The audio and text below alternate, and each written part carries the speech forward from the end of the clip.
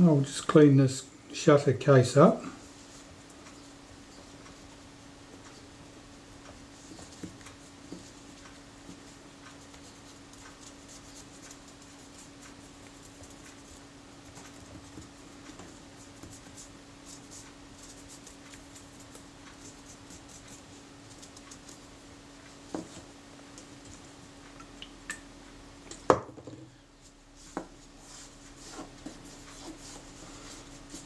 It's useful to clean all the surfaces inside and out, otherwise you'll end up transferring some muck from where it wouldn't matter to where it would.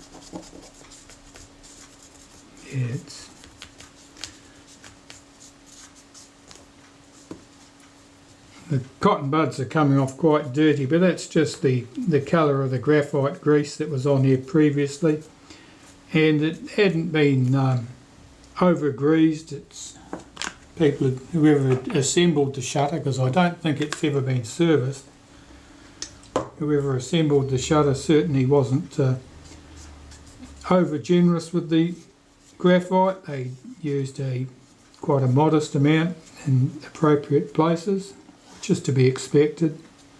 But with repaired cameras, it's a bit more open about what will be greased up and what isn't. And some people are, they really butter the insides of shutters up as much as they can with their graphite grease and thought it was magic. Covered bloody everything with it, which was not a helpful thing at all.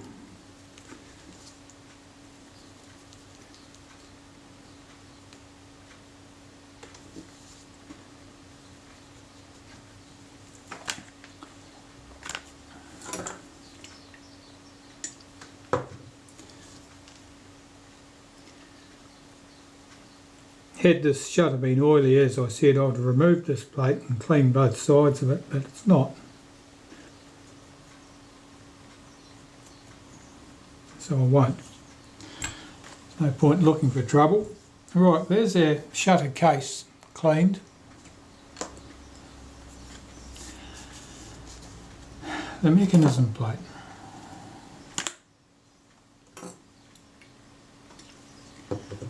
Well, the mechanism plate, of course, has had the blade actuating ring running in it. This surface the shutter blades run against, this is relatively clean. If it wasn't for the other faults in the camera, everything probably would have run quite well. But other stuff was quite stuck with dried grease.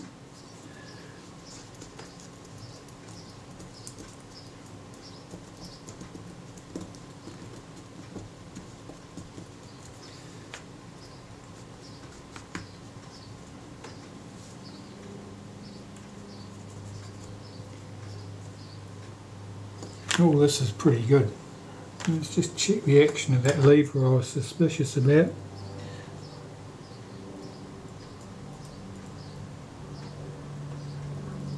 I think that's okay. I'm just going to flush that.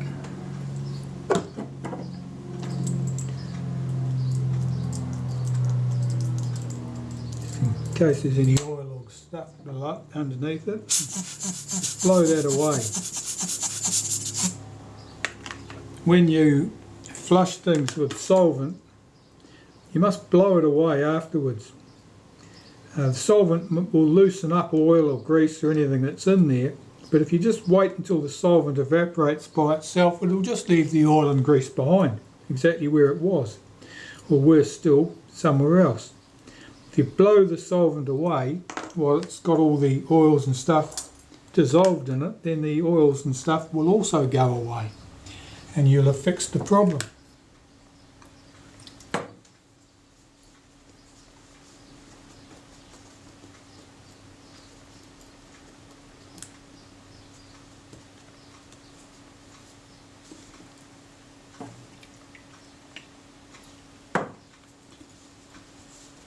the critical surfaces here are the shutter blades and the surfaces above and below either side of them that keep them in place. They should be oil free. You can see there's all that dirt that's coming off there. That's oil staining. That's not coming off anything else. All of that needs to come off. That should be clean.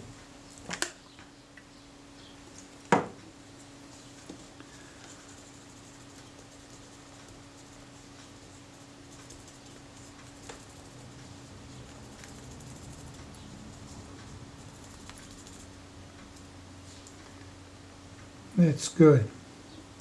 You probably see like a shiny or silvery mark round here. That's where the blade actuating ring's been working, and that'll be the sort of embedded graphite embedded in the surface really.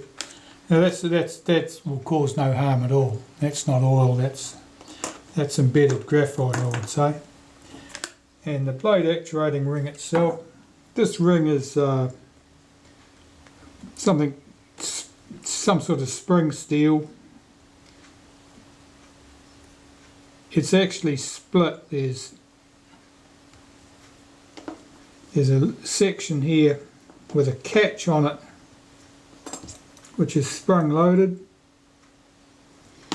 and that should be moving freely, otherwise it would be awkward to cock the shutter.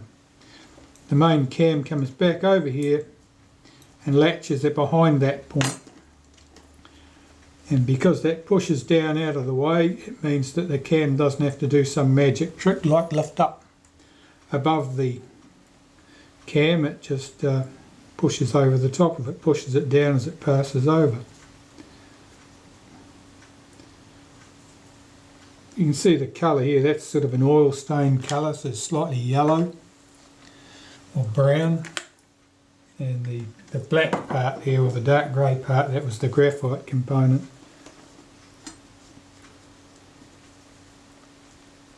This is quite clean. I don't use graphite grease on these components, partly because I have been unable to find any particularly good graphite grease of the type that I would use in that situation. The graphite grease that typically we used years ago was very buttery in its consistency, and it was very silver grey with the embedded graphite. That worked well. The graphite grease that I was using on the Film Advance earlier, that's quite different. That's very black, and it's a sticky sort of a grease. It's ideal for what I use it for, but it's not ideal for this. Right, well that's good. The lens tube. Now there's nothing moving around the lens tube here except the blade actuating ring at the bottom and the settings ring at the top really. But that needs to be clean. It's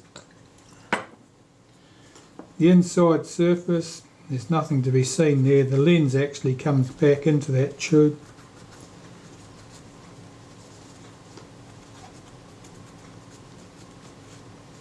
Just cleaning the top part here. This is where the settings ring and things revolve around it. And the lower part facing us now, that's where the blade actuating ring runs round in there, in that groove. I'm not expecting any problems here, but there would have been old grease and stuff in that recess which we want gone. One of the problems with old grease, one of the reasons you remove old grease, is that over time grease tends to attract and stick dust, and that dust that's attracted and sticks in there builds up and acts like a grinding compound over time. So by removing the old grease, you're removing all the old dust that might be causing you problems. So the blade actuating ring, now there's a couple of ways you can go about lubricating these. Frequently I would just assemble this and then lubricate the blade actuating ring with a bit of graphite powder. That has its pluses and it has its minuses. Now its minuses are graphite, a pocket of graphite might sit somewhere minding its own business until some stage later, whereupon it suddenly decides to spring out and land on a lens element or something like that, and cause you a problem. The alternative is to use some molybdenum paste, and here I've used molybdenum paste, and I've just put a thin smear, top and bottom surfaces and inside surface. I'll wiggle this into position.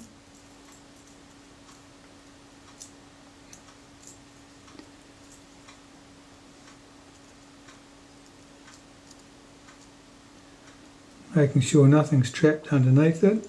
And this detent spring here I need to swing into place. It swings behind its post here on the blade actuating ring. And then I can put the lens tube in place. It only goes in one position.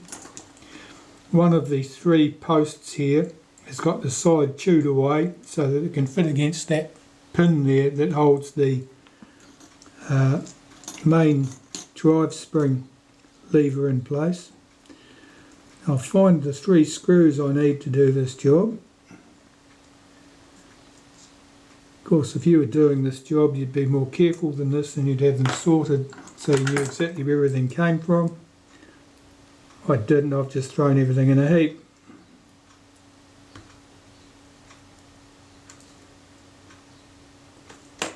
So the two shorter screws go into these two positions. I'm checking I've got them in the right place, making sure that the screws do not stick out the bottom of the plate. I can nip those screws up.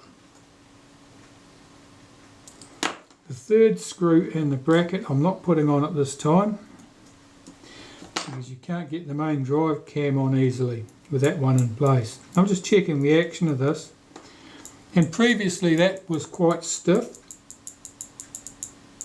It's beautiful and smooth now, and I haven't even put any lubricant on this detent spring yet, which I'm just about to do. I'm just going to put a touch of molybdenum paste on there.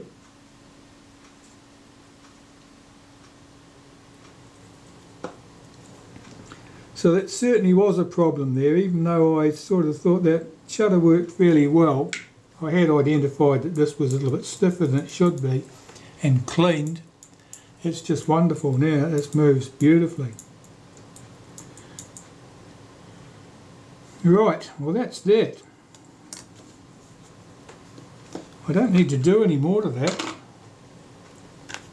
I'll just set this in the blade open position. That's with the arm here right against that tube. Pop that to one side. Our shutter case I've already dealt with. That's good. The shutter blades, I need to clean the shutter blades next. See if I can gather these up. There are 6 shutter blades. 4 of them are identical,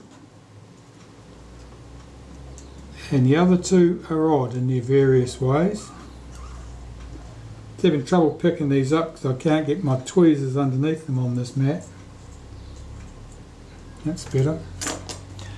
Right, the shutter blades.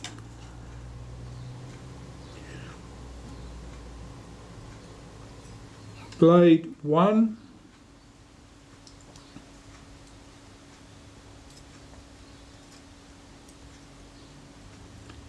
three, 4 and 5 are all identical. Blade 2 is cut away. You see how it's like this, except it's cut away quite steeply at this point. That's important, that goes in the right place, otherwise the shaft can't pass through the shutter, the cocking shaft, and if you get that blade in the wrong position, you end up with a shutter that won't cock or it won't release. And here's the sixth blade. The sixth blade is a narrow blade. That's the cover blade. That goes over the top of the first blade, same position. And the idea of the cover blade is it stops the possibility of a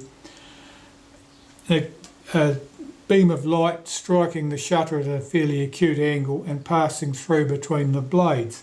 It's really only an issue with cameras that have an interchangeable lens. An interchangeable front lens where the whole lens is interchangeable means that the shutter is bare. Light could come in from an oblique angle and theoretically pass between the blades right at the centre. But having a cover blade on there in the same position as the first blade basically means there's no light path through at that point. There we have it. Okay, so that's good. I need to clean these blades. They're not going to require much work. They just need to be swabbed with a bit of naphtha, and then the shutter can be reassembled. Let's start with this one. And usually I just manipulate these blades around on the paper with a toothpick, and I'm just looking closely at the surface of the blades to see if there's any surface marking that I would rather wasn't there.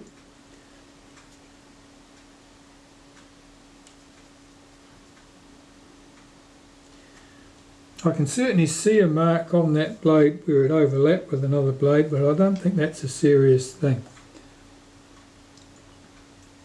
Now the cotton bud might appear to come off here quite dirty, but basically it's just picking up some colour from this paper towel that I'm using. And the reason I'm using a paper towel like this is because if I use white paper towels, the camera says, oh shit, that's a bit bright. I better close up the aperture a bit. And everything else looks as black as night. So by using a dark paper to clean these on, I avoid that situation. And the shutter blades will look their natural, shiny, charcoal grey selves, not like a small section of a black hole.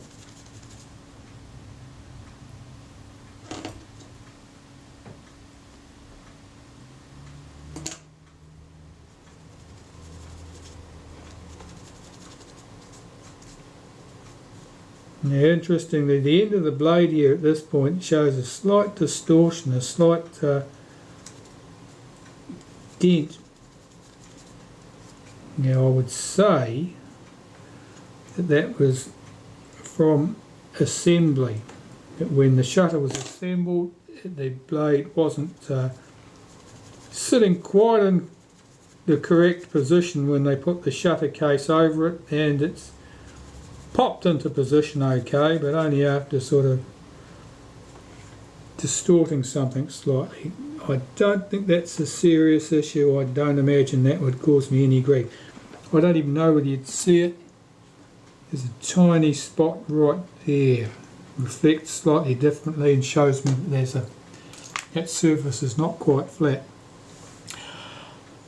Okay, let me have a look at these shutter blades.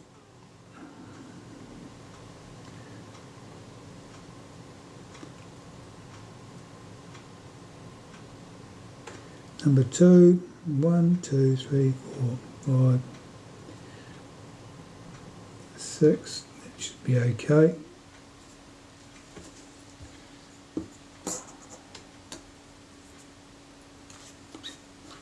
Make sure my tweezers are clean.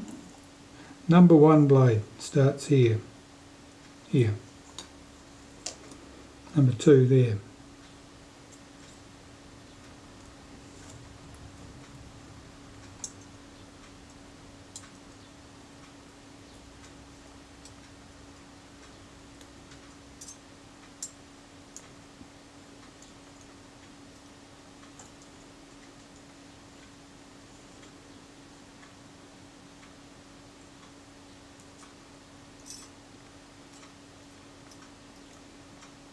Number 3,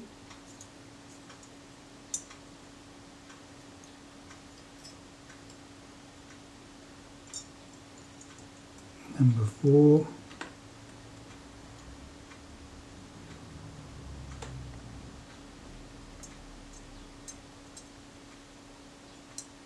number 5, number 6.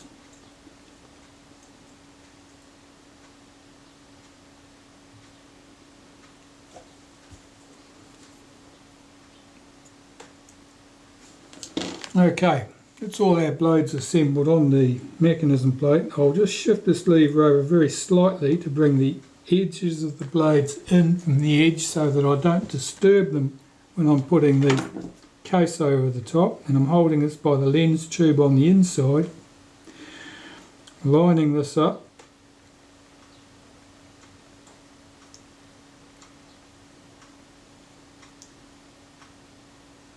Not exactly falling into place. Why not? Oh, it's probably this little contact here is just not quite falling into place.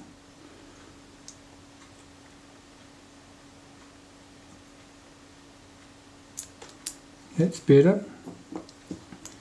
I'm holding that down so that it doesn't move. I'll find the 3 case screws that go in the back.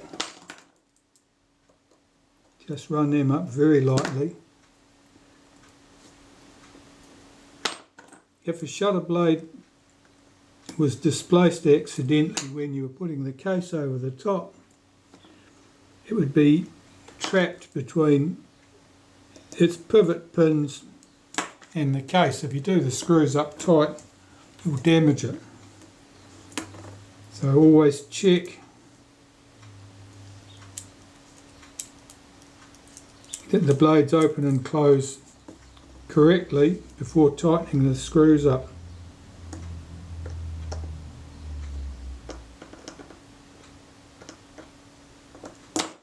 And there was no problem there.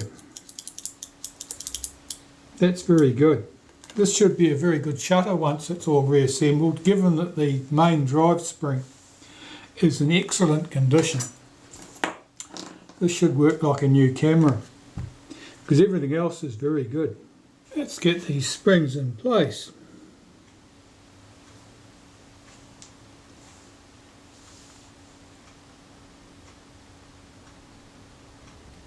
As when I was removing the spring, I'm holding the toothpick over the centre of that post so it can't get away, while I manipulate the end, pick up the end of the spring, lift it up over the obstructions and hook it behind the pin on this lever it has to sit behind. And I'm just checking it's correctly in place and that both of those levers are now under spring tension. We've got one other lever here, one other spring rather.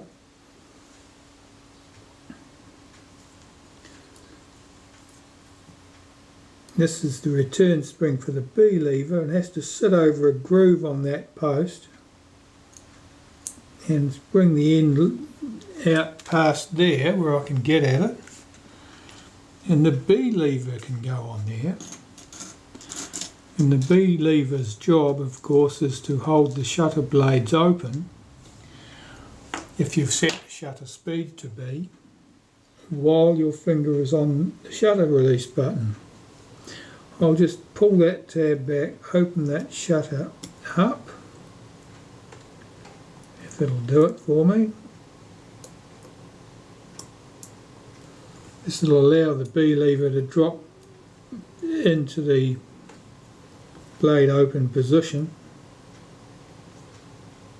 And if I can hook that behind that spring, I should be able to pull this into place. That's that.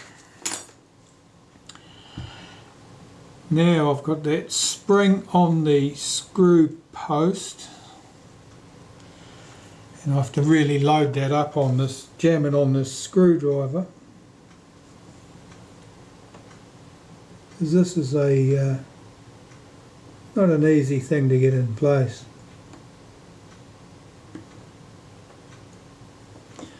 Now I've sort of got wedged on my screwdriver. and get that screw started. It's started. The spring's on the right side of where it should be. And tighten that screw up. Swing that spring round into the correct position against the lens tube. Check that the B lever moves correctly. It does. If I hold the B lever back, I can pull the shutter blades back into the closed position. And check that that end of that spring is in the correct position. Why is that jamming there? Something's touching. The tail end of the spring is just rubbing against that other detent. I'll just push the tail of that spring down a bit, I think.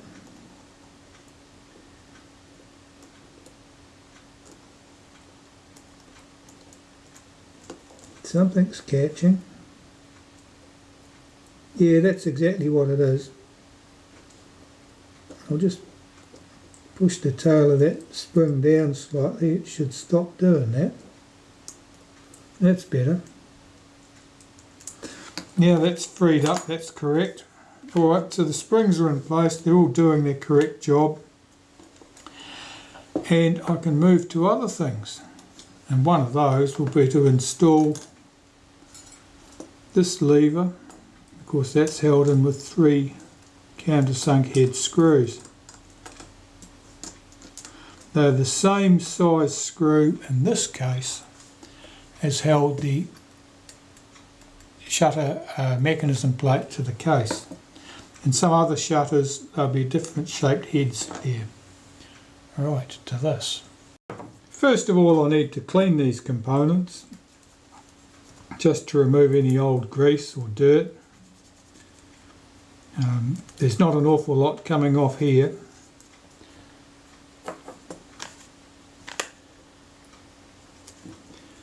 There's more graphite grease on this component, but again not exactly excessive amounts. Okay, lubrication. Well, I use a little bit of molybdenum paste. There's a couple of points I want to do. One, that little lever there's got like little ratchet teeth on it. I put them, run a little bit on there, and under this detent spring here, just run some over that. That's about all. And I'll see if I can fit this in place. To get this tab into the side here, so it's always a bit of a wriggle.